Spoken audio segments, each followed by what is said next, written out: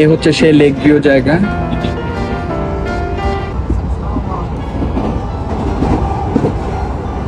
অনেক সুন্দর একটা জায়গা, অনেক সুন্দর একটা view.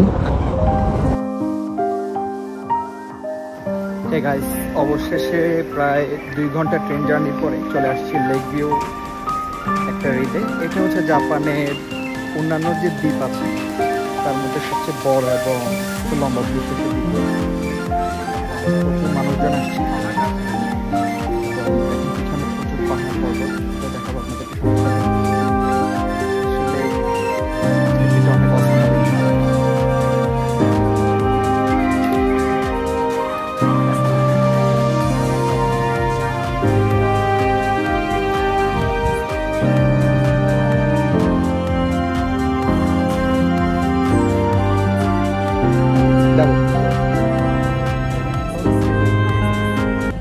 Welcome the haven of Japan, lake view. জায়গাটা অনেক সুন্দর, লাখ টাকার একটা ভিউ। আর ভিউ করার প্রয়োজন নাই, বেশি ভিউ হয়ে গেছে। জুম আউট, প্রকৃতিটা দেখেন, প্রকৃতিটা কত সুন্দর, তাই না? এখন হাঁটতেছি, আসলে সবাই যারাই ফ্রেন্ড সার্কেল নিয়ে আসছে তারা সবাই ক্যাম্প কইরা বসছে এখানে। ইয়াকিনিকো অর্থাৎ মাংস পুইরা খাইতেছে, মাছ পুইরা খাইতেছে, আরও এক্সেট্রা এক্সেট্রা এক্সেট্রা। আসলে এখন জাপানে ছুটি চলতেছে 10 দিন যাবৎ, পুরো জাপানে ছুটি। তো সবাই এই জন্য মানুষজন বেশি। সারা বছর প্রচুর মানুষ থাকলেও সারা বছরের তুলনায় এই দ্বীপটাতে এখন প্রচুর মানুষ। সবাই আসছে তাদের ফ্যামিলি নিয়ে একটা সুন্দর মুহূর্ত কাটানোর জন্য।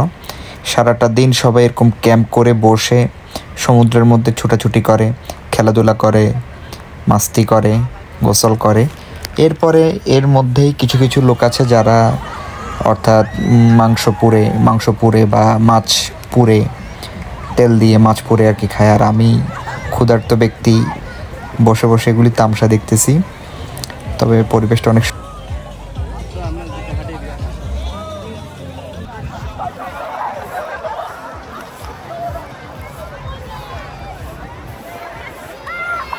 এই হচ্ছে সেই লেক ভিউ জায়গা, যেটা খুবই বিখ্যাত একটা জায়গা জাপানের। অবশেষে আসতে পারলাম সেখানে।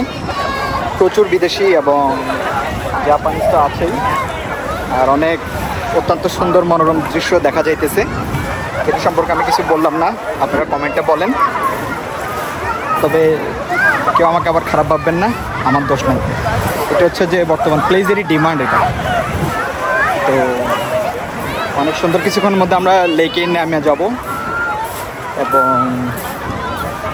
একটু গোসল করব, তারপর কিছু ফুড ট্রাই করব, তারপরে এই যে নৌকাগুলি দেখতেছেন এখানে চড়বো, আরও অনেক কিছু করবো।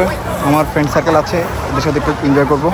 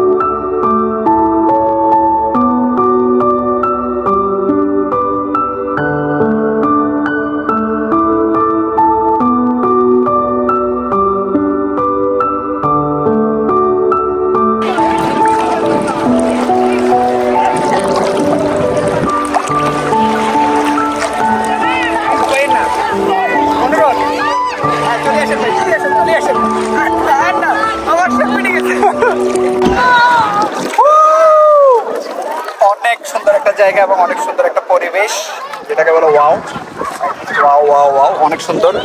পানিটা দেখছেন কত পরিষ্কার, এটা কিন্তু একটা মিষ্টি মিঠা পানি, স্বাদটা কিন্তু অনেক মিষ্টি এবং অনেক সুন্দর। তো অনেকে আসছে ভিডিওতে,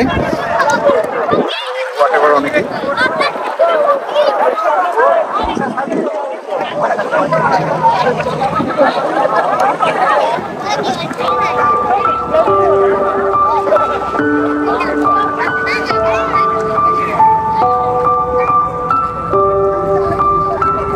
জাপানিজরা রোমান্স করতেছে।